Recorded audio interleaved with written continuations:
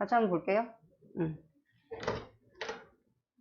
오늘은 사회 일단원 먼우이라고 독은 아름답다라는 이 현대시 나갈 거고, 여기에서 일단 나올 만한 거는 아주 뚜렷하게 들어가 있어요.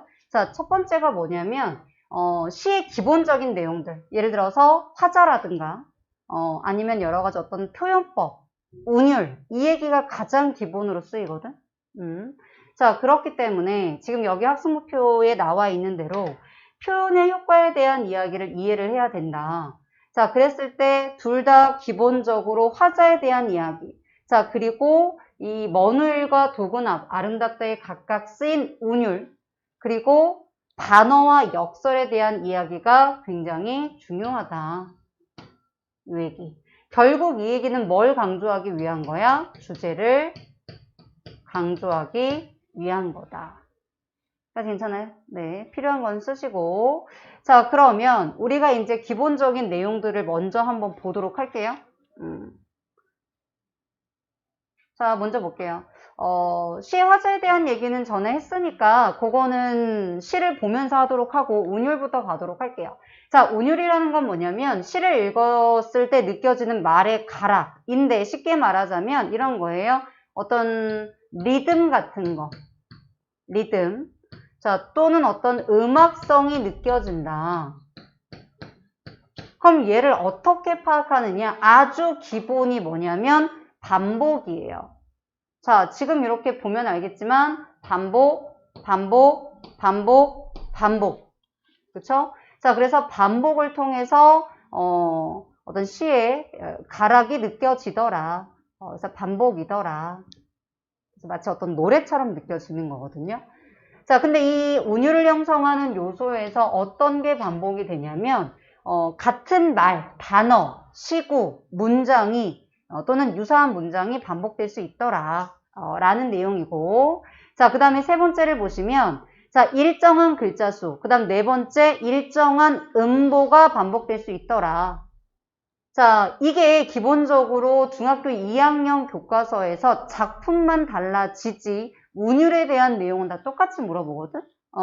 그래서 이제 좀 굉장히 중요한 내용인데, 그러면 일정한 글자 수와 일정한 음보가 어떻게 반복되는지 보자면, 글자 수의 반복은 사실은 이것뿐만이 아니라, 세 글자, 네 글자가 반복되는 경우도 있고, 여기처럼 7글자, 5글자가 반복되는 경우도 있어요. 자, 근데 여기서 보시면, 나보기가 네 글자, 역겨워 세 글자, 가실 때에는 5글자, 말없이 세 글자, 고이보내 네 글자, 들이우리라 5글자라는 거야. 그러면 이 앞부분은 조금 순서가 바뀌긴 했지만, 자, 전체적으로 7글자, 5글자. 자, 그리고 나서 7글자, 5글자. 이렇게 반복이 되더라. 자, 그래서 이렇게 반복이 되는 걸 우리가 뭐라고 하냐면 7호조라고 하는 거야. 자, 그래서 7글자, 5글자씩 반복될 수도 있고, 자, 또 하나는 뭐냐면 이 밑에 있는 4번 잠깐 보세요. 네벗이 3글자, 몇이나 하니 5글자, 수석과 3글자, 송죽이라 4글자, 동산에 3글자, 달 오르니 4글자. 자, 더욱, 귀 더욱 3글자, 반갑구나 4글자. 지금 보면 약간의 플러스 마이너스가 있지만 보통은 3글자, 4글자로 반복이 되지. 그래서 우리가 글자 수의 반복이라는 게 아주 기본으로 많이 나오는 게 여기 나와 있는 것처럼, 자, 여기다 써줄게요. 7호조 있고 7글자, 5글자로 끊어지는 애가 있고, 자, 써주세요. 3글자, 4글자로 끊어지는 애가 있더라. 근데 이렇게 7글자, 5글자로 끊어지는 애를 지금 이렇게 4글자, 3글자 혹은 3글자, 4글자씩 해서 어떻게? 한 번, 두 번, 세 번 나눠지고 한 번, 두 번, 세 번. 자, 7호조로 3번 끊어지더라. 그래서 우리가 얘를 뭐라고 그래? 삼음보라고 한다. 자, 3, 4조는 이 밑에 보세요. 3, 4조 같은 경우는 네벗이 끊어졌고 몇이나 하니 끊어졌고, 자, 플러스 마이너스 하나가 가능하기 때문에 5글자도 되고 2글자도 돼요. 자, 수석과 끊어지고 송중이라 라고 해서 지금 행이 바뀌어 버리거든요. 이렇게 얘는 색깔을 구분해 줄까? 색깔을 구분해 줄까요? 이렇게 지금 바뀌어 버리거든요. 자, 그러면 세 글자랑 네 글자씩 끊어 읽었지? 자, 써주세요. 자, 이렇게 음보라는 거는 끊어 읽는 단위야. 근데 우리 좀 아까 7글자, 5글자로 3번 끊어 읽었고, 한 행이 3글자나 지금 4글자로 4번 끊어 읽었어. 자, 그래서 이런 건 뭐라 그래? 사음보라 그래. 그래서 글자 수랑 음보는 늘 연결된 건 아니지만 이렇게 같이 확인해 볼 수 있는 게 있어요. 자, 그래서 글자 수가 여기는 7호점만 나와 있는데 실제로는 3글자, 4글자로도 있더라. 음보라는 게 사음보만 나와 있지만 실제로는 3음보도 있더라. 같이 이렇게 봐주시면 됩니다. 자, 그래서 글자 수나 음보가 반복이 됐고, 자, 그 다음에 5번째, 같거나 비슷한 문장 구조가 반복이 되더라. 뭐뭐처럼 뭐뭐 할 수 없을까? 뭐뭐처럼 뭐뭐 할 수 없을까? 자, 우리 이거 배웠던 표현법이거든? 실제로 배웠던 건데 이걸 뭐라고 하지? 직유법도 있어요. 맞아요. 뭐뭐처럼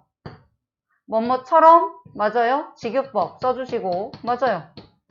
근데 그거 말고 지금 이렇게 유사한 문장 구조가 뭐뭐처럼 뭐뭐 할 수는 없을까라는 문장 구조가 반복이 되지. 이렇게 문장 구조가 반복이 되는데 어떻게? 짝수였지. 밑에 써주세요. 이렇게 짝을 이루어서 반복되는 거를 유사한 문장 구조의 반복이라는 말 대신에 짝을 이루어서 반복하면 내가 뭐라고 했지? 밥 먹었니? 밥 먹었다. 처럼 마치 말대꾸 하듯이 비슷한 게 짝을 이루니까 우리 순위에 취약한 표현법. 대구법. 우리 이거 퀴즈 대회 할 때도 언급이 됐었죠. 자, 대구법. 네. 대구법 했어요. 설명하지 못하고 그냥 넘어갔었지. 자, 그래서 대구법. 자, 이제 이런 게 있더라.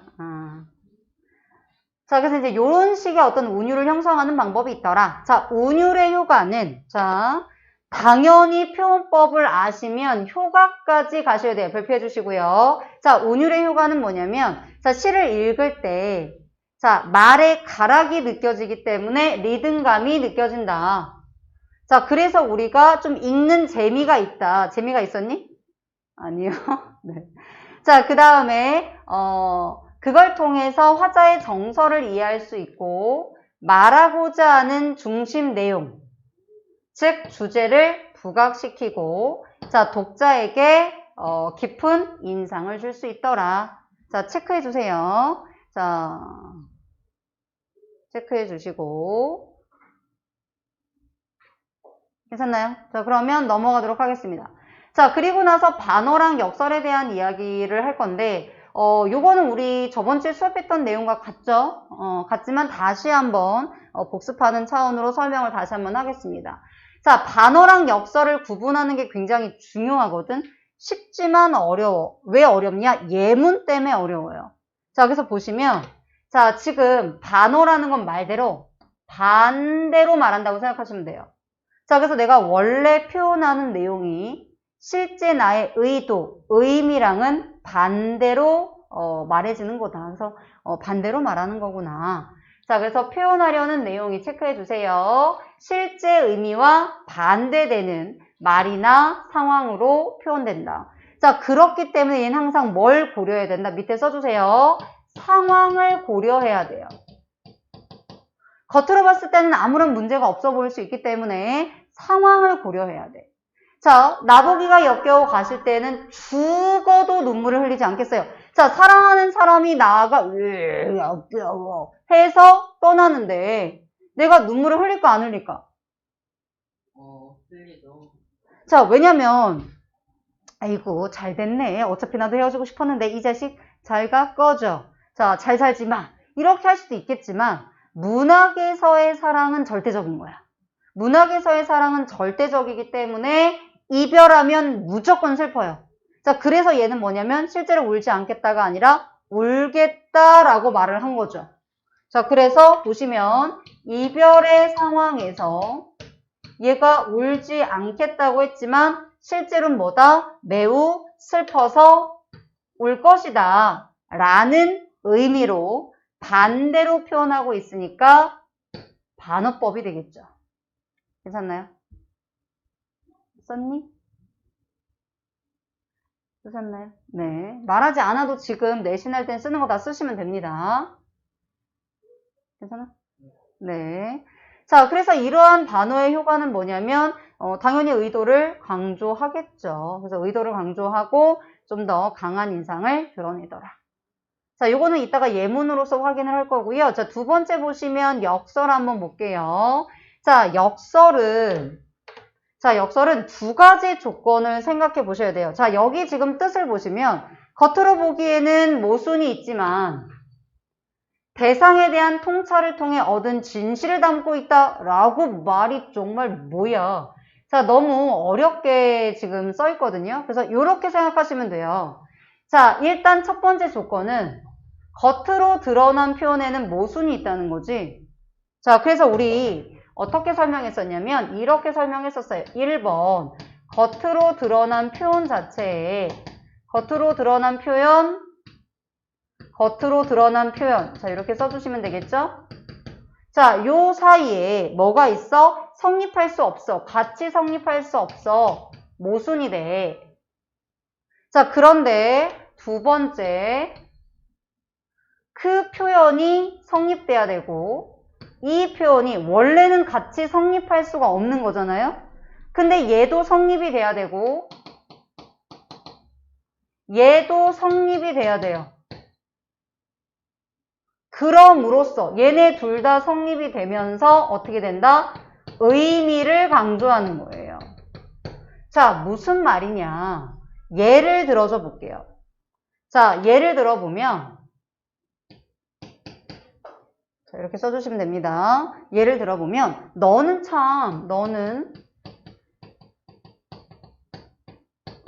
뚱뚱하면서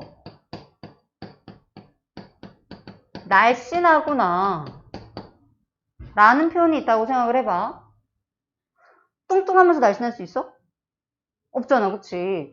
자, 그런데 우리 엄마를 비하하는 건 아니지만 우리 엄마가 이렇게 배가 좀 나오셨어. 그래서 이런 상체 몸통은 좀 약간 뚱뚱하신 편이야. 근데 팔다리가 굉장히 얇으시거든?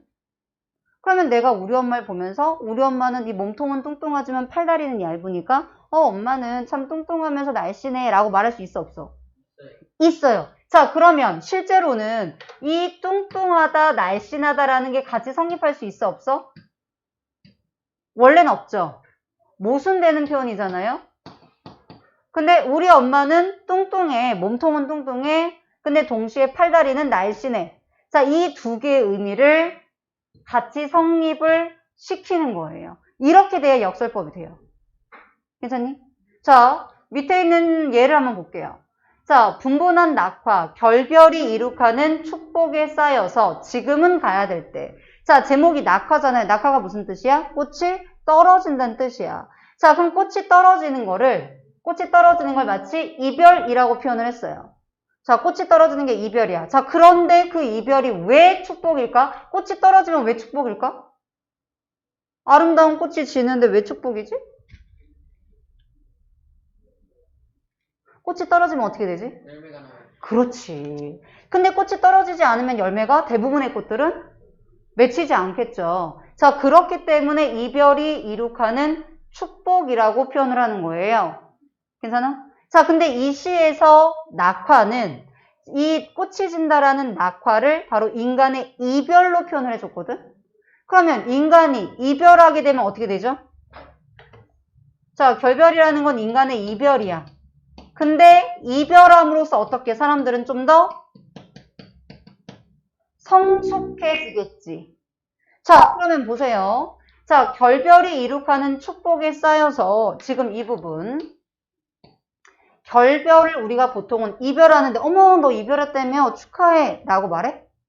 그럼 싸대기. 자, 그렇게 말하지 않죠. 그럼 우리가 보통은 이별은 굉장히 슬프고 부정적인 거야. 자, 그런데 축복이라는 긍정이라는 대립적인 이미지를 사용했어. 그치? 그럼 모순되잖아. 자, 그런데 거기서 끝나는 게 아니라 그 이별로 인해서, 결별로 인해서 성숙하니까 그것은 축복이라고 말할 수가 있어, 없어? 있죠. 없어? 있어요. 자, 그러니까 얘도 성립하고 얘도 성립하니까 역설법인 거죠. 자, 다른 시를 하나 예를 들어 볼게요. 자, 예를 들어서 찬란한 그치 슬픔의 봄을 이게 모란이 피기까지는 이라는 시잖아요. 자, 이때 이 봄은 찬란해. 왜 찬란하다고 했었지? 모란이 내가 기다리는 모란이 피니까. 근데 왜 슬퍼? 내가 그렇게 기다렸던 모란이 지니까. 그리고 꽃이 그렇게 뭐 몇 계절 동안 피어 있는 게 아니잖아요. 며칠이면 지니까. 그러면 이 봄이라는 계절은 모란이 피는 기쁨을 주기도 하죠. 동시에 모란이 진다는 슬픔을 주기도 하죠. 자, 그리고 찬란하다라는 거는 긍정, 슬픔이라는 것은 부정이라는 자, 모순되는 이미지를 갖고 있죠.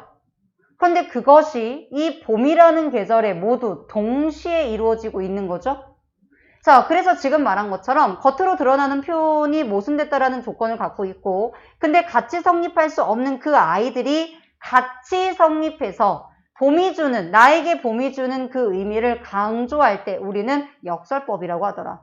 자, 그래서 어떻게 찾느냐가 굉장히 중요하다. 까지 괜찮아요? 자, 그 다음 보시면 자, 여기도 써있죠. 그래서 이별은 고통스럽지만 이별은 고통. 자, 이를 통해 삶의 또 다른 행복, 즉 성숙을 이룰 수 있기 때문에 축복이라는 역설법을 표현했다. 이렇게. 자, 역설의 효과는 뭐냐면 자, 의미를 강조하겠죠. 근데 직접적으로 여러분들 보세요. 이게 의미가 서로 모순되는 의미를 쓰다 보니까 우리가 어떤 의미가 담겨져 있는지 깊게 생각해 볼 수 있고요. 자, 그리고 독자로 하여금 생각하게끔 하고 모순되는 표현을 썼기 때문에 독자의 주의를 끌고 좀 새로운 참신한 표현의 느낌을 줄 수가 있다. 그리고 의미를 강조하더라.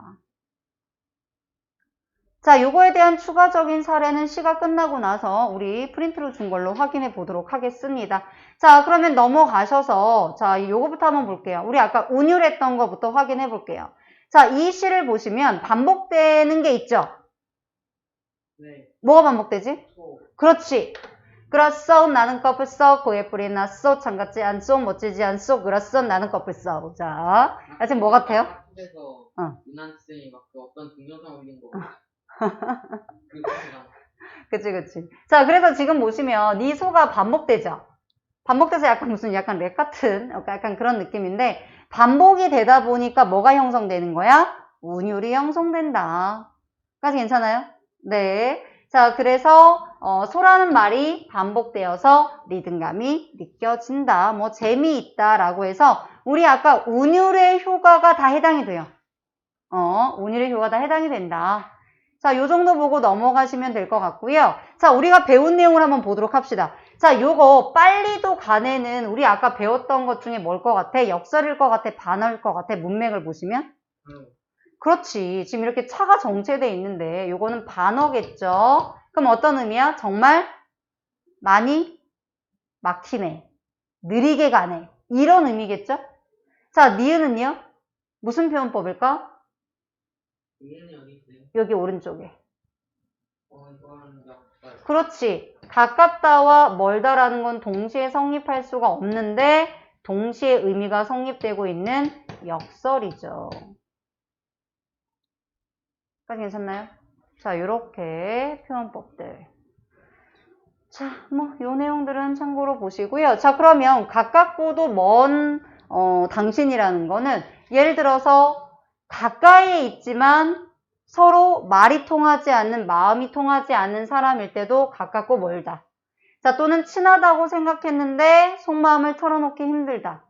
자, 또는 물리적으로 멀린 있지만 나랑 정말 친한 친구. 이런 것도 가깝고도 먼 거죠? 자, 이제 이런 것들의 의미들을 참고로 봐주시면 될 것 같습니다. 자, 그럼 우리 이제 본격 시 두 편을 같이 한번 보도록 하겠습니다. 이 머누이라는 시는 사랑하는 사람에 대한, 여기 보시면, 변하지 않는 마음을 노래했다면, 독은 아름답다라는 거는 이제 부모님에 대한 어떤 사랑인 거예요. 그래서 똑같은 사랑에 대한 이야기지만 조금 다르다. 그래서 주제가 어떻게 다른지, 그리고 어떤 운율상의 특징과 그리고 어떤 표현법이 쓰여 있는지를 한번 보도록 합시다. 자, 한번 보도록 할게요. 자, 시를 먼저 한번 읽어볼게요. 자, 먼 훗날 당신이 찾으시면 그때 내 말에 잊었노라. 당신이 속으로 나무라면 무척 그리다가 잊었노라. 그래도 당신이 나무라면 믿기지 않아 잊었노라. 오늘도 어제도 아니 있고 먼 후일에 잊었노라. 자, 지금 읽다 보니까 굉장히 반복되는 단어가 있지 않니? 네. 뭐가 있죠, 그게? 잊었노라. 그렇지. 자, 잊었노라. 또요. 또 있는데? 잊었노라 말고? 그렇지. 면도 되고요. 당신이 나무라면. 당신이 나무라면. 당신이 속으로 나무라면. 당신이 뭐뭐하면. 이런 것들 지금 반복되고 있죠. 요런 거는 지금 어미죠, 어미. 자, 그래서 동일한 연결 어미라든가, 자, 또는, 유사한 시구들이 반복이 되고, 동일한 시어들이 이제 반복이 되어서 운율이 형성되겠죠. 괜찮아요? 자, 그래서 이렇게 반복을 통해서 써주세요. 자, 운율이 형성되고 의미를 강조한다. 자, 그 다음. 잊었노라를 반복하면서 동시에 어떻게 표현했죠? 실제로는 내가 당신을 잊었다는 거야, 안 잊었다는 거야? 왜 안 잊었다고 생각해? 잊었다고 말했는데 왜 안 잊었다고 생각해? 이거 한번 설명해 줬었죠? 잊었는데 왜 안 잊었다고 생각해? 그러니까 반어인데. 그때 반어를 얘기해 주면서 우리가 얘만 푸는 건 아니니까 이해를 해야겠지. 자, 우리가 얘가 잊었다라고 말했는데 내가 반어법 설명할 때 예전에 이거 수업할 때 왜 잊지 않았다라고 말했다고 그랬지? 시에 써 있어요. 마지막 연을 보시면 오늘도 어제도 안 잊고 먼 후일에 있겠다는 거니까 결국은 잊지 못했다라는 의미가 된다라는 거죠. 자, 그렇기 때문에 이 시 전체를 보시면 잊었다라고 말하지만 실제로 잊지 못한 거죠. 겉으로 드러난 표현과 반대로 말했다. 자, 그래서 반어법이다. 자, 이 시에서 지금 우리가 오늘 배우는 시에서 운율이라든가 지금 역설 반어는 굉장히 중요하니까 여기네들은 무조건 시험에 나옵니다. 잘 체크해 주시고요. 자, 그래서 뭐다? 반어다. 까지 괜찮아요? 네. 그래서 가장 중요한 걸 봤고요. 나머지 내용 한번 천천히 보도록 할게요. 자, 먼 훗날 당신이 나를 찾으시면 당신이 나를 찾는다면 해서 뭐 한 거죠? 미래를 가정한 거예요. 체크해 주시고. 그러면 먼 미래에 당신이 나를 찾으면 그때 나는 자, 잊었노라 라고 말한대요. 까지 괜찮아요? 자, 여기서 질문. 시적 화자가 드러나 있어요? 드러나 있지 않아요? 드러나 있다는 걸 어떻게 확인하죠? 드러나 있다 없다라는 걸 어떻게 파악하지? 그렇지. 나라는 말이 있으면 화자가 드러난 거예요. 써주세요. 시적 화자는 드러나 있다. 자, 그래서 먼 후일 당신이 나를 찾으면 난 잊었다라고 말할 것이다. 자, 그래서 당신이 아니 어떻게 나를 잊을 수가 있어? 라고 나무라면 내가 무척 그리워하다 잊었다. 그러니까 실제로 1년에서 자 단순하게 잊었다라고 파악하기보다는 여러분이 2년이나 3년을 계속 읽어가면서 아 정말 잊은 게 아니구나 라는 걸 판단할 수 있는 거죠. 자, 무척 그리다가 잊었노라. 그럼 뭐야? 화자는 님을 어떻게 했죠? 무척 그리워했다는 거죠. 화자의 정서가 드러나 있습니다. 자, 그래도 당신이 그래도 어떻게 잊을 수가 있어. 이 나쁜 놈이네. 쥐가 가놓고. 자, 그래도 당신이 나무라면 나는 이렇게 당신과 이별한 상황이 믿기지 않아서 잊었어요. 어제도 오늘도 안이 있고 무척 그리워하다가 먼 후일에 잊었어요. 그러니까 결국은 뭐야? 먼 후일까지 나는 잊지 못했다라고 단어적으로 말하고 있습니다. 괜찮나요? 자, 이게 다예요. 그래서 님을 잊지 못하는 님에 대한 그리움이 드러나 있고요. 자, 주제 됐고요. 자, 표현법 됐고요. 자, 마지막 운율을 보도록 할게요. 자, 운율을 보시면 글자 수를 볼게요. 자, 먼 훗날 몇 글자? 3글자. 당신이 3글자. 찾으시면 4글자. 그때 3글자. 내 말이 3글자. 이전노라 4글자. 여러분이 보통 끊을 때 3글자, 4글자로 플러스 마이너스 기준으로 끊어주시면 되거든요. 그러면 지금 한 행이 어떻게 됐어요? 먼 훗날 당신이 찾으시면 이렇게 지금 끊어지는 거죠. 자, 그래서 뭐다? 사문보의 운율을 가지고 있더라. 까지 가주시면 되겠죠. 혹시 여기까지 질문?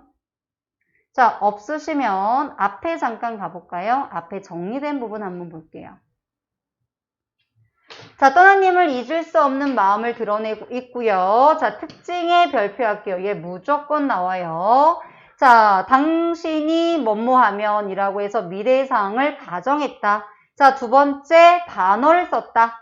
자, 세 번째 같은 시어, 동일한 문장 구조, 사문보의 반복을 통해서 운율을 형성하고 내용을 강조했다.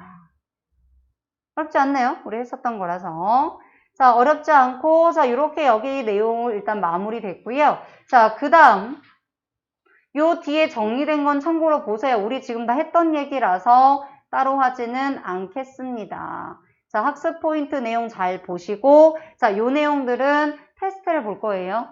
그래서 좀 복습 좀 해 오시고, 자, 넘겨봐 주시면, 자, 그 뒤에 학습 활동들을 봐주시면요. 시적 과자의 상황 이런 것들은 특별히 어렵지 않아서 넘어갈 거거든요. 그래서 요거는 테스트 볼 때 확인을 해 드리겠습니다. 그래서 요거는 테스트 볼 때 확인하시면 될 것 같습니다. 자, 넘겨봐 주시고요. 네. 자, 요거 한번 보세요. 이전노라라고 반복해서 반어로 말했다라고 했을 때 이것의 효과는 무엇인가요? 자, 우리가 아까 보지 않았던 그 단어들이 있기 때문에 같이 한번 보도록 할게요. 자, 보시면 잊을 수 없다는 것을 반대로 표현해서 얘네들 자, 반대로 표현했잖아요. 반대로 표현해서 인상 깊게 드러냈다. 자, 이렇게 반복해서 이야기를 하다 보니까 더 애절하고 더 안타깝게 느껴졌다. 자, 그리고 세 번째, 아무래도 겉으로 드러난 표현과 달리 반대로 속마음을 표현했기 때문에 화자의 속마음을 다시 한번 생각해 보게 되어서 우리가 한 번 더 곱씹어 읽게 되었다. 자, 한 번 더 뭐 하게 됐다? 생각해 보게 되었고 그렇기 때문에 우리한테 뭐도 주는 거예요? 사실은 여운도 줄 수 있다라는 겁니다. 자, 그 다음 보도록 할게요. 네. 운율 얘기는 아까 우리 같이 끊었기 때문에 참고로 한번 봐주시면 될 것 같고요. 요 내용들 네, 테스트로 확인하겠습니다. 자, 이런 것들 확인할게요. 자, 그 뒤에 보시면 요거 학교에서 했나요? 안 했나요? 안 했어요? 기억이 안 나요? 안 했어요? 자, 그럼 얘는 넘어가도록 할게요. 자, 넘어가고 자, 우리 독은 아름답다를 가볼게요. 자, 독은 아름답다는 부모님의 사랑에 대한 이야기가 드러나 있습니다. 자, 여기에서 중요한 포인트는 그 주제에 대한 부분, 자, 그리고 표현법에 대한 부분, 그리고 운율에 대한 부분, 앞에 있는 시와 동일합니다. 자, 마찬가지로 여러분 시를 한번 알아볼게요. 자, 독이라는 건 사람을 죽일 수도 있는 굉장히 치명적인 거 아니야? 자, 그럼 독은 아름다울까 끔찍할까? 원래는? 끔찍해야 돼요. 그러니까 서로 사실은 뭐 어떻게 되는 거야? 모순되는 표현이라는 거야. 같이 성립할 수가 없죠. 자, 그런데 아름답다라고 표현을 했네. 가볼게요. 왜 아름답고 표현했는지. 자, 은행나무 열매는 구린내가 나죠? 은행나무 열매 냄새 맡아봤어? 네. 거의 죽죠? 은행 열매를 발로 밟고 온 날, 온 집안에 똥 냄새가 나죠. 근데 그런 적이 있어. 이렇게 동네나 이런 데 보면 은행 떨어지면 그걸 좀 나이 드신 할머니? 할아버지들 은행을 주워 가시는 분들 계시거든. 아마 먹을 거나 아마 팔려고 그러는 거겠죠? 근데 그 자료에 점점점 걔네가 쌓일수록 모아졌으니까 냄새 어떻게 될까? 더 막 엄청. 그분이 지나갈 때마다 엄청 강렬한 냄새가 나죠. 자, 굉장한 구린내가 나요. 자, 주의해 주세요. 구린내가 향기로워요. 자, 밟지 않도록, 이 구린내가 나니까 밟지 않도록 주의해 주세요. 근데 그 구린내가 향기롭다. 왜 구린내가 향기로울까? 자, 밤토리 여물면서 밤송이가 따가워진다. 밤송이를 본 적 있죠? 자, 날카롭게 찌르는 가시가 너그러워요? 지금 이러한 표현들 보세요. 괄호해 주세요. 구린내가 향기롭고 실제로는 가시가 너그럽다라고 볼 수가 없잖아요. 자, 보고알을 먹으면 죽는다. 보고의 독이 보고의 사랑이다. 독이 사랑이다? 자식을 낳고 술을 끄는 친구가 있다. 친구의 독한 마음이 아름답다. 자, 이런 걸 지금 한번 쭉 보시면 한번 보세요. 지금 이 이야기를 보시면 각각의 다른 소재들을 가지고 와서 이야기를 하고 있죠. 그렇죠? 그게 정리된 부분이 이 뒤쪽에 요 이야기에 지금 같이 드러나 있습니다. 정리된 부분에 있지만 실제 시험에 볼 때 지문이 정리돼서 나오는 건 아니니까 자, 우리가 그 위쪽에 있는 이 시로서 좀 파악을 해봅시다. 자, 지금 여기를 보시면 은행나무 열매가 정말 똥냄새 같은 게 나는데 왜 향기롭다고 하느냐? 그 구린내 때문에 사람들이 어떻게 할까요? 걔를 안 밟으려고 조심하겠죠. 밟지 않기 때문에 열매가 지켜지는 거잖아요. 결국 이 구린내는 은행나무 열매를 보호하기 위한 냄새인 거잖아요. 자, 체크해 주시고.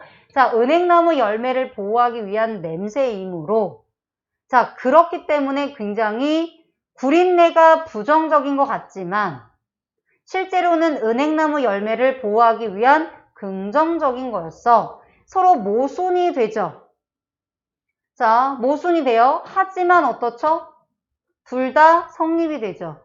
그 은행나무 열매를 보호하려는 그 마음이 너무나 예쁘고 향기로우니까 둘 다 성립이 되는 역설법이다. 근데 은행에 맛있어요. 맛있어요. 먹어본 적 없어? 아니 뭐 우리가 깔 필요는 없으니까 깐 걸 팔잖아요. 볶아서. 그러면 그 말캉말캉한 그 부분을 벗겨내면 그 안에 딱딱한 이러한 씨앗 같은 게 있어요. 이렇게. 그러면 다시 그 씨앗의 껍질을 벗기면 그 안에 약간 말캉말캉한 초록색의 물체가 나오거든. 그래서 그거를 이렇게 구우면 약간 연두빛 이렇게 약간 노란색 빛 이렇게 돼. 그럼 되게 맛있는데. 못 먹어봤구나. 나중에 먹어봐. 네가 직접 깔 수는 없으니 사서. 자, 그럼 보세요. 자, 이렇게 이제 역설법이 쓰였다. 자, 그리고 앞에 주의해주세요 라고 하는 거는 냄새 나니까 밟지 않도록 주의해라 라는 의미도 있겠지만 열매가 다치지 않도록 주의해라 라는 의미도 있을 수 있겠죠. 까지 괜찮나요? 자, 그 다음 가볼게요. 체크해주시고 이연 보시면 자, 밤송이는 왜 가시가 있을까? 뭘 지키려고? 밤토를 지키려고 그런 거겠죠. 마치 은행나무 열매를 보호하기 위한 것처럼 밤토를 보호하기 위해서 얘도 뭐가 있다? 가시가 있다. 가시는 어때요? 따끔따끔하죠.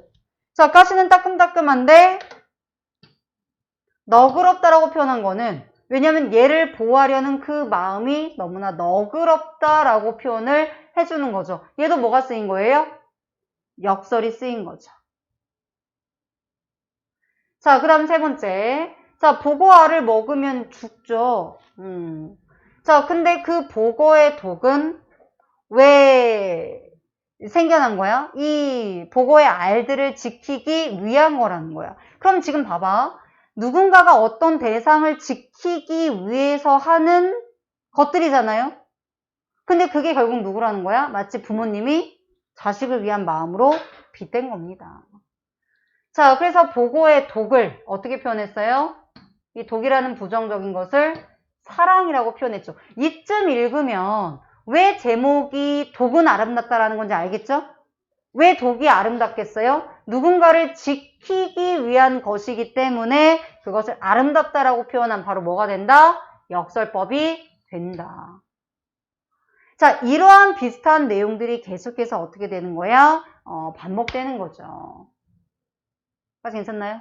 네, 그래서 유사한 내용들이 지금 열거되고 있습니다. 자, 자식을 낳고 술을 끊었어요. 왜요?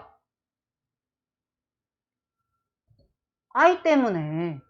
자, 그래서 그 친구의 독한 마음, 보통 독하다는 부정적인 거거든요. 근데 그것을 아름답다라고 표현을 하죠. 왜냐면 자식을 위해서 굉장히 하기 힘든 일을 했으니까요. 술을 끊는 것보다 더 힘든 게 뭔지 알아? 담배 끊는 거. 그렇지. 그래서 안 피는 게 제일 좋은데 쉽지 않죠. 사회생활을 하다 보면. 아버지 담배 피시니? 아니요? 안 피셔? 오, 엄청 좋은데? 자, 좋아요. 자, 요런 내용들이 나와 있고요. 자, 여기 지금 보시면 지금까지 이런 내용들이 지금 정리가 되어 있습니다. 자, 지금 보시면 대상을 바라보는 화자의 태도를 보세요. 자, 원래는 일반적으로 부정적인 것들인데, 자, 그것을 화자는 긍정적으로 바라봅니다. 자, 나머지 식구들의 표현들은 아까 했으니까 참고로 봐주시고요. 자, 그리고 이러한 어떤 화자의 어떤 표현을 통해서 역설법들, 지금 요 역설법들 아까 설명한 거, 요거 이해를 하셔야 됩니다. 자, 그래서 요 내용 굉장히 중요하죠. 네. 이러한 모순된 표현을 통해서 무엇을 강조하고자 하는가? 뭔가 소중한 존재를 지키려고 하는 거잖아요. 그쵸? 자, 그래서 이 모순되는 표현이 동시에 쓰였고 그를 통해서 소중한 존재를 지키려는 의미를 드러내고 있더라. 까지 괜찮나요? 네. 그래서 앞으로 잠깐 가볼게요. 우리 조금 앞으로 가볼까요? 여기. 페이지 요거 어디였죠? 네, 79쪽. 자, 79쪽을 보시면 자, 결국은 이렇게 누군가 소중한 대상을 지키려는 그 얘기가 부모와 자식 간의 관계로 볼 수 있다. 자, 근데 꼭 부모와 자식 간의 관계 그 이상으로 다른 의미도 될 수 있습니다. 누군가가 어떤 대상을 지키려는 그 마음을 표현해 준 거고 그게 대표적으로는 부모와 자식 간의 사랑이니까 이렇게 표현해 줬더라. 자, 역설법이 쓰였고요. 자, 이 역시 특징 중요합니다. 일상에서 접할 수 있는 소재를 활용해서 주제를 드러냈다. 뭐 보거라든가 뭐 밤송이라든가 술 끊는 거라든가 이런 것들. 왜? 그래서 네. 자, 이런 내용들이 나와 있더라. 자, 다시 뒤쪽으로 한번 가줄게요. 네. 학습활동 나와 있는 부분들. 자, 88쪽이야. 자, 88쪽. 각자 소재에 대한 특성들 특별히 문제 안 돼서 테스트 볼 때 확인해 보도록 하고요. 자, 역설법에 대한 이야기가 지금 언급이 되어 있는데 자, 요 얘기는 안 해도 될 것 같습니다. 이런 내용들은 다 지금 학습활동에 있는 내용들은 테스트를 보고 확인해 드리도록 하겠습니다. 요 식구들 한번 다 읽어보세요. 요 내용들 읽어봐 주시면 될 것 같고요. 나머지들은 네, 안 해도 될 것 같네요. 자, 그러면 역설과 반어의 예문을 해보도록 할게요. 요거 나머지는 안 해도 될 것 같아요. 자, 그럼 역설과 반어의 예문을 가지고 우리 지금 했던 것들을 한번 예문을 갖고 구분해보는 연습을 해볼게요. 자, 지금 우리 여기 추가 교재에 있었던 거 여기 지금 읽어보시고 자, 역설이면 역, 반어면 반이라고 써보세요. 네, 역설법의 역, 반어법의 반이라고 쓰면서 그것이 쓰인 식구도 밑줄 그어주세요. 네, 식구 어느 부분의 역설인지 어느 부분의 반어인지 부분의 밑줄을 한번 그어주세요. 근데 얘는 무조건 나와요. 지금도 나오고 중3도 나오고 고3 때까지 계속 나와요. 그러니까 개념을 잊지 말아야 되는데 자, 같이 한번 보도록 할게요. 먼저 다시 한번 개념 얘기 언급하고 어떻게 구분하는가. 자, 반어법은 겉으로는 아무런 문제가 없어. 네가 생각할 거는 반어법은 겉으로는 봤을 때는 아무런 문제가 없어요. 아무런 이상한 것도 없어. 그냥 반대로 말하는 거야. 그렇기 때문에 이 시적 상황을 고려해야 돼요. 자, 역설법은 근데 얘가 겉으로 아무런 문제가 없었을 때 얘는 겉으로 문제가 있었죠? 자, 그래서 얘는 첫 번째는 뭐냐? 겉으로 드러난 표현 사이에 겉으로 드러나는 이 표현 사이에 모순이 있었다. 근데 문제는 얘도 성립하고 얘도 성립하는 거라고 그랬잖아요? 자, 그래서 이 모순되는 표현이 둘 다 모두 성립하더라. 자, 근데 문제는 뭐냐면 겉으로 아무런 문제가 없는 게 아니라 얘처럼 역설법처럼 보이는 애가 있다라고 했었잖아요. 이제 그게 문제인 거죠.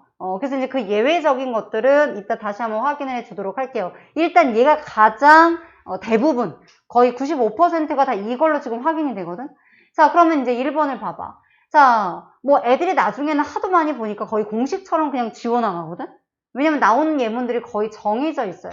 자, 조금만 크게 해줄게. 자, 정해져 있단 말이야. 그럼 먼 후일에 당신이 나를 찾아도 나는 잊었어, 안 잊었어? 안 잊었고 오늘도 어제도 안 잊었다는 건 난 계속 잊지 못하고 있고 먼 나중에 잊겠다는 거니까 결국은 잊지 못한다니까 반어법 반이라고 써주시면 되겠고요. 채점해 주시면 됩니다. 색깔펜으로. 자, 그 다음에 두 번째 보시면 내가 그대를 생각한대요. 자, 그런데 내가 그대를 생각하는 게 바로 뭐처럼? 해가 지고 바람이 지는 것처럼 사수하대. 사수할까? 해가 지고 바람이 부는 것처럼? 바람이 안 불면 어떨까? 적도 이런 데는 너무 뜨거워. 우리가 이제 이런 대류가 일어나기 때문에 공기가 순환이 일어나기 때문에 어느 정도의 그 기온의 균형이 맞춰지는 거잖아요.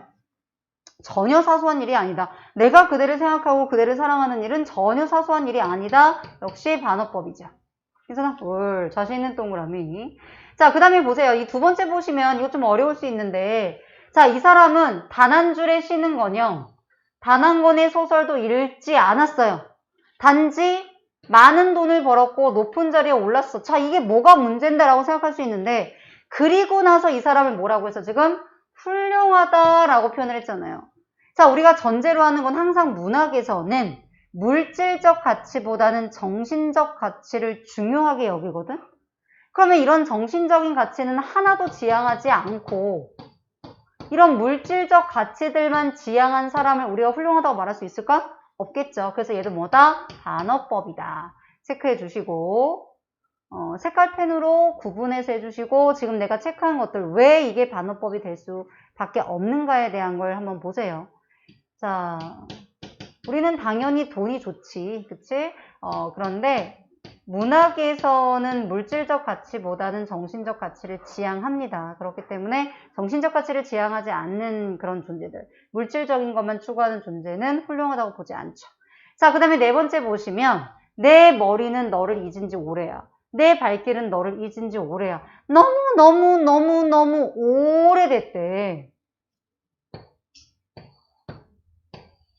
그런데 제목을 보세요. 타는 목마름이잖아요. 목마를 때, 아주 정말 탈 것 같은 그 목마름일 때 우리가 어떤 간절함, 무언가를 간절하게 바라게 되는 거잖아요. 그러니까 나는 사실은 너를 잊은 게 아니라 너를 너무나 간절히 찾고 보고 싶어 한다. 역시 반어법이 되겠죠. 까지 괜찮나요? 자, 그 다음 뭐죠? 자, 요건 우리 아까 했었던 거니까 빨리 넘어갈게요. 자, 그래서 얘네 둘이 지금 모순되는 표현이고 둘 다 성립이 되니까 자, 역설법은 색깔을 바꿔볼까? 역설법이 되겠죠. 자, 그 다음 이 부분 보세요. 고운데 어떻대? 서럽대. 자, 그런데 이 승무, 스님이 추는 이 춤이고 두불에 흐르는 그 눈물이, 그 승무의 모습이 너무나 아름다운데 이렇게 눈물을 흘리고 있으니까 서러워 보이더라. 둘 다 성립이 되니까 역시 역설이죠. 자, 모란 얘기는 아까 했었죠. 요거. 모란이 피니까 찬란한 거고. 자, 모란이 지니까 슬픈 거고. 둘 다 성립하기 때문에 역시 역설이다. 자, 8번 같은 게 좀 어려워요. 8번 같은 게 어렵습니다. 잘 보세요. 자, 먼저 제목을 보시면 제목은 상행이고 상행이라는 건 위쪽으로 올라간다는 거고 보통 우리가 서울 쪽으로 가는 걸 상행이라고 합니다. 자, 그래서 이 상행은 어떤 의미를 뜻하냐면 서울 쪽으로 올라가는, 즉 산업화나 써주세요. 이 도시화를 상징한다 라고 보시면 되겠어요. 자, 산업화나 도시화를 상징한다 이렇게 봐주시면 되겠고, 자, 그럼 한번 시를 읽어볼게요. 자, 흥미있는 주간지를 보고, 네, 흥미있는 주간지를 보고 그래 고개를 끄덕여라. 자, 그 다음에 힘찬 노래나 자동차 소리, 야, 얼마나 좋니? 그냥 마음껏 좋아하는 거 먹으면서 즐겁게 살아 라고 말하고 있잖아요. 자, 그런데 여기 봐봐. 이렇게 즐겁게 살아. 농약으로 질식한 풀벌레 울음소리 같은, 심야 방송이 잠든 전파 소리 같은 듣기 힘든 소리에는 귀 기울이지 말고 그냥 좋고 행복한 이 인생을 즐기면서 살아. 우리가 살면서 좋아하는 것만 할 수 있어요? 아니죠. 자, 이 시에서 포인트는 자 이거예요. 이걸 모르면 좀 어려운데 산업화나 도시화의 어떤 이걸 비판하기 위한 시인데, 자, 흥미있는 주간지, 뭔가 즐겁고 쾌락을 추구하는 것들만 얘가 긍정하고 있잖아요. 자, 그러면 이런 산업화 도시화 속에서 농약으로 질식한 풀벌레 울음소리 같은 것들은 바로 뭐냐면 어떤 농촌을 상징하는 거예요. 자, 그래서 산업화 도시화로 인해 살기 힘들어진 어떤 농민이라든가 아니면 농약, 산업화 도시화가 되면서 이제 이루어진 어떤 농촌을 위해서 농약이 지금 들어왔는데, 자, 결국은 환경오염 문제를 일으키게 된 거죠. 자, 그럼 이런 환경오염이나 농민의 어려움 같은 듣기 힘든 소리에는 귀 기울이지 말아라. 하지만 우리가 이런 건 귀 기울여야 돼, 귀 기울이지 말아야 돼? 귀 기울여야 된다는 얘기가 되겠죠. 자, 그렇기 때문에 바로 뭐냐? 반어로 얘기하는 거야. 고개를 끄덕이지 마. 자, 그리고 즐겁게만 살지 마. 이렇게 듣기 힘든 소리에도 제발 귀 좀 기울여 라고 뭐라고 말한 거야? 반대로 말한 거다. 반어법 중에 좀 어려운 거에 들어갑니다. 고난이도에 들어가는 겁니다. 자, 그리고 나서 이제 오른쪽 위를 보시면요. 자, 여기 보세요. 자, 우리의 사랑을 위해서는 이별이 있어야 한대. 자, 사랑을 위해서는 우리는 이별이라는 건 헤어지는 거니까 이별을 원하지 않잖아요. 자, 근데 여기서의 이별이라는 건 뭐냐면 어떤 장애물을 뜻하는 거야. 왜 장애물이 있어야 돼? 우리의 사랑이 더욱더 굳어지기 위해서는. 자, 이렇게 시련과 고난을 이겨내면 더욱더 굳건한 사랑을 할 수 있다는 거지. 그래서 우리의 사랑을 위해서는 이별이 필요해. 그러면 얘가 성립하고 얘도 성립한 거잖아요. 그쵸? 따라서 얘는 뭐다? 역설법이 되더라. 자, 그래서 아, 그래요? 한 문제 굳었네요. 네. 자, 그래서 우리의 어떤 영원한 사랑, 성숙한 사랑을 위해서는 이런 시련과 고난이 있어야 된다. 자, 그 다음에 10번은 뭐 같아? 역설. 그렇지. 왜냐면 떠났지만 보내지 않았다는 게 말이 안 되는 거죠? 역설이 되겠죠. 자, 11번은요? 그렇지. 하급방 교과서는 그렇게 좋은 교과서가 아닌데 좋다라고 지금 나와 있잖아요. 그러니까 사실은 반대로 말한 거죠. 자, 요거는 가장 대표적인 건데 이거 뭐죠? 역설. 그렇지. 소리가 없고 시끄러운 거니까 서로 모순되는 거죠. 역설이고요. 디테일한 설명은 생략하겠습니다. 앞에 충분히 했으니까. 자, 13번. 어려운 것들만 좀 디테일한 설명을 할게요. 자, 13번은요? 네, 이거 좀 어려울 수 있는데, 자, 제목을 보세요. 항상 시를 보실 때 내용을 잘 이해하지 못하시면 제목을 보시면 새들도 세상을 뜨고 있으니까 이 세상은 긍정이야, 부정이야? 새들이 이 세상을 떠나고 있어. 긍정이야, 부정이야? 그렇지. 이 세상은 부정이 되는 거야. 자, 근데 이 부정적인 세상, 새들마저도 세상을 뜨는 부정적인 세상인데 우리는 영화가 시작하기 전에 일제히 일어나서, 자, 지금은 없는 풍경이야. 옛날 독재정권 때 있었던 건데 일제히 일어나서 애국가를 경청한대요. 애국가라는 건 뭐냐면 애국심을 불러일으킬 수 있는 노래야. 근데 지금 어떻지? 이 세상이 부정적인데 사람들이 애국심을 불러일으키는 이 노래를 경청할까 안 할까? 안 하겠죠. 자, 그렇기 때문에 이거는 경청하지 않는 거예요. 반어법이 됩니다. 자, 또 하나. 자, 이렇게 부정적인 세상을 삼천리 화려강산 아름다운 세상이라고 말할까요? 아니겠죠. 역시 이 부정적인 세상을 반어적으로 말한다. 반어법이다. 자, 14번은 뭐죠? 역설이죠. 행복한, 괴로웠던 역설이 됩니다. 자, 그 다음에 15번은요? 어디가? 밑에 어디? 그 밑에 두 번째. 이런 거? 이런 거? 네. 자, 여공들의 얼굴이 왜 희고 아름다워요? 여공이 뭐야? 공장에서 일하는 여자아이들을 여공이라고 해요. 공장에서 일하는 아이들. 그럼 얘네들의 얼굴이 왜 희고 아름다울까? 햇빛을 못 봐서. 계속 공장으로 일해서 햇빛을 못 봤기 때문에 얼굴이 흰 거야. 그럼 정확하게는 희고 아름답다는 게 아니라 상백하고 굉장히 파리하고 햇빛을 못 뺐기 때문에 건강해 보이지 않는 거예요.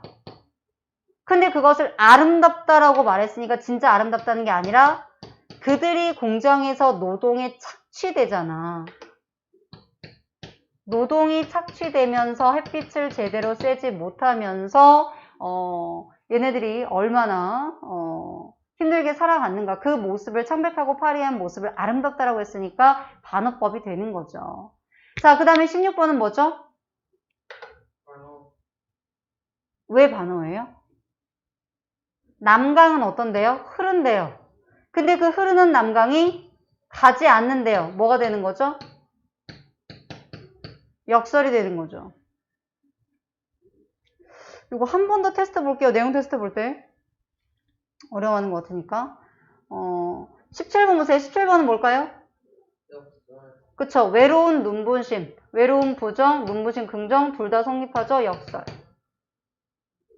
자, 18번 보세요. 자, 요거는요. 요것도 굉장히 자주 나오는 대표적인 예입니다. 뭐죠? 요 부분이에요. 자, 이 유리창을 지금 닦으면서 자, 요거는 좀 전문이 있어도 사실 어려운데 어떤 거냐면 약간의 배경 지식이 필요해서 좀 어려울 수 있어요. 자, 근데 생각해봐. 배경 지식 없이 내가 유리창을 닦는데 그 유리창을 닦으면서 외로운 감정과 황홀한 감정을 같이 느끼고 있거든? 외롭다라는 건 뭐예요? 부정. 황홀하다는 건 긍정. 근데 유리를 닦으면서 이 두 가지를 같이 느끼고 있는 거니까 뭐가 되겠어? 모순되는 표현이 동시에 성립이 되니까 역설이 되겠죠. 실제로 이 시는 아이가 죽고 나서, 자신의 아이가 죽고 나서 느끼는 감정을 시로 쓴 거거든요. 이제 이 화자가 멍 때리고 있다가 유리창에 뭔가 어른거리는 걸 본 거야. 아이 환영이라고 생각했겠지. 내가 사랑하는 아이의 모습. 자, 그래서 열심히 날아가서 유리창을 닦았어요. 자, 근데 아이의 모습이 보일까 안 보일까? 안 보이겠지. 그건 환영이니까. 그래서 유리창을 닦다가 창밖의 하늘을 보고 아, 우리 아이가 죽어서 밤하늘에 별이 됐지라고 깨닫는 거거든. 그러면 얘가 이렇게 유리창을 닦으면서 이렇게 모순되는 감정을 느꼈어. 아이가 죽고 없어 외로워. 아이의 죽음을 인식해서 외로워. 단절. 동시에 아이의 환영을 잠깐이라도 유리를 통해 봤기 때문에 황홀해. 이 두 가지 감정이 동시에 느껴지니까 역설이죠. 배경지식을 몰라도 이걸 갖고 충분히 풀 수 있습니다. 자, 19번은요?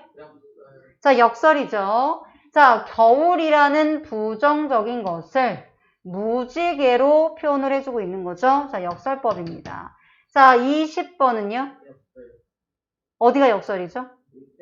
그렇지. 맞아요. 잘했어요. 역설. 자, 그 다음에 21번이 이제 주의해야 되는 것 중에 하나고요. 실제로 이게 고등학생들도 굉장히 어려워하는 부분이거든. 자, 근데 이 표현법이 실제로 내정중 3학년 내신 문제 할 때 나왔습니다. 왜냐하면 이 시 자체가 중등 교육 과정에 언급이 되어 있는 시기 때문에 얘기가 나왔었거든요. 근데 좀 굉장히 어렵고 이걸 풀면 다 맞출 수 있어요. 자, 역설일까요? 반올까요? 이렇게 이신 처음 들어요. 왜냐면 교과서 여러 개니까. 역설. 어디가 역설이야? 승모가 맑고 오 횟수가 깨끗하다. 라고 많은 애들이 생각하는데, 잘 보세요. 아메색 스모그가 그 공장의 그러한 이 환경오염 연기가 그래도 맑고 희고 폐수가 너무나 깨끗해요. 깨끗하다는 얘기야? 스모그가 맑다는 얘기야?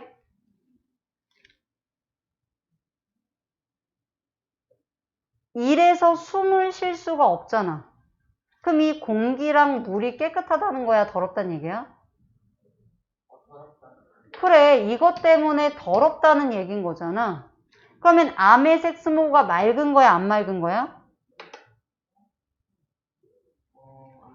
안 맑은 거야. 그럼 봐봐. 지금 니네가 봤을 때는 얘랑 얘랑 모순이 되고 지금 폐수랑 깨끗하다가 모순이 되니까 아 역설법이야 라고 생각할 수 있지만 아까 내가 예외가 있을 수 있다고 그랬지. 이게 그 예외예요. 모순된 표현이 있지만 잘 보세요. 맑단 얘기가 아니야. 더럽단 얘기고 폐수가 깨끗하지 않단 얘기죠. 이게 역설법이 되려면 아메색과 맑고 희고가 동시에 성립해야 되지. 그쵸? 동시에 성립되지 않고 반대로 말했기 때문에 얘는 뭐다? 반어법이다. 이런 거 좀 주의하셔야 됩니다. 그래서 주의라고 써드린 거예요. 겉으로 얼핏 보기에는 모순되는 표현이 쓰인 것 같지만 실제로 이게 역설법이 성립되려면 이 둘 다 성립이 돼야 되는데 맑다라는 게 아니라 반어로 말했죠. 맑지 않다. 폐수가 너무나 더럽다. 이렇게 반대로 말했기 때문에 반어법이다. 괜찮아요? 이런 거 좀 어렵습니다. 자, 그 다음에 22번은 반어의 역설이에요. 그쵸? 왜냐면 사랑하는 사람을 잃었는데 내가 그렇지 편히 있을 수 없었겠죠. 네, 반어법이 되겠죠.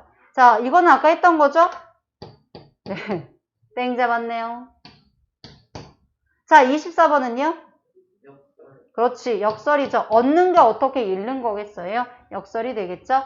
자, 그리고 자 이제 거의 다 끝났네요. 자, 그리고 나서 이제 거의 이 정도 하시면요. 나오는 웬만한 역설 반응은 다 걸쳐 들어갑니다. 자, 25번은요. 역설일까요? 반어일까요? 좀 어려울 수 있어요? 그렇지. 타고 남았다라는 건 뭐예요? 소멸의 이미지죠. 다시 기름이 된다라는 거는 등불을 밝힐 수 있는 생성의 이미지죠. 자, 서로 모순되는 게 쓰였지만 얘가 기름이 되어서 다시 등불을 밝히니까 둘 다 같이 성립을 하니까 얘는 역설이 되겠죠. 괜찮니? 자, 25번은요?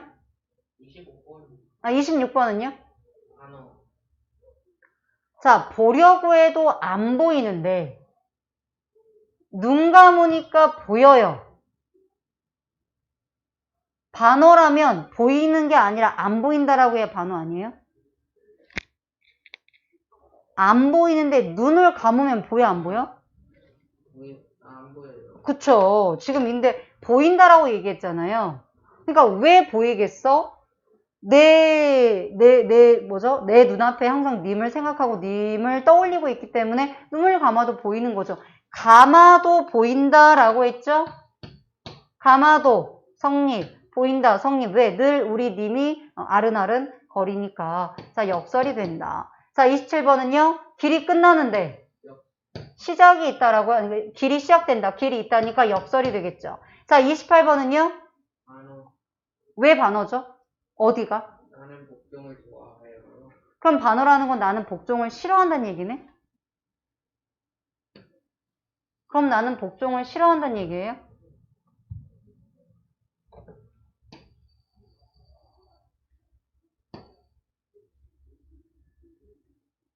복종을 싫어한다라고 해야만 이게 반어가 성립이 되죠. 자, 내가 누구한테 복종하고 싶은 거죠? 당신에게. 당신은 내가 사랑하는 사람이죠. 네. 원래대로 하자면 자유가 좋은 거야? 복종이 좋은 거야? 자유가 좋은 거예요. 근데도 불구하고 나는 당신을 너무 사랑하기 때문에 자유보다 복종을 더 좋아한다라는 거야. 근데 얘가 만약에 반어라고 한다면 나는 복종하는 걸 싫어해야 되죠. 말이 돼요, 안 돼요? 안 돼요. 얘는 역설이에요. 지금 복종하는 것이, 복종은 사실은 부정이잖아요. 복종하는 것을 달콤하다고 표현했다가 포커스인 거예요. 자, 실제로 복종은 달콤하지 않아요. 같이 성립할 수가 없어요. 근데 내가 사랑하는 사람한테 복종하는 거기 때문에 나는 달콤하고 자유보다 더 좋게 느낄 수가 있겠죠. 그래서 역설이에요. 어렵죠, 이런 것들? 네, 어렵습니다. 자, 29번은 못 봐서 틀린 애들이 있는데 얘는 뭘까요? 캄캄한 대낮이죠. 그쵸? 잘 안 보입니다. 특히 첫 번째 줄에 있으니까. 자, 두 번째는요. 우리가 보통 푸른색은 긍정의 빛깔이거든요. 근데 푸른 서른 해서 역설이 되겠죠. 자, 그 다음에 31번은 이건 찾을 수 있지 않을까? 31번은? 역설. 그렇지. 고유하고 시끄러운이 되니까 역설이 되겠죠. 자, 32번은요? 31번, 2번이요. 네. 맞아요. 그쵸. 너무너무 생명 하나만 보장되어 있다라는 거는 다른 건 아무것도 보장받지 못하는 거니까 잘 살고 있지 못하는 거죠. 반어입니다. 33번은 우리 했던 거죠. 이건 뭐죠? 반어. 반어가 되겠죠. 당신이 가실 때에는 나는 펑펑 울 거예요. 이별은 절대적이니까 반대로 말한 겁니다. 자, 34번은요? 역설. 그렇지, 잘하네. 어리석은 기쁨. 자, 근데 이게 어떤 사랑하는 대상한테 모든 걸 다 희생하는 자, 고루한 걸 말하는 거죠. 자, 역설이죠. 자, 그 다음 35번은요? 역설. 왜 역설이죠? 보이지 않는데 찬란하다고 했으니까요. 자, 36번은요? 이것 좀 어려워요. 자, 그래서 얘는 마지막에 할게요. 37번은요? 반어. 그렇지. 자, 봐봐. 물가를 정말 걱정한다면 이게 지금 걱정하는데 실제로 즐겁게 세상을 한탄한다는 건 세상을 한탄하는 거야?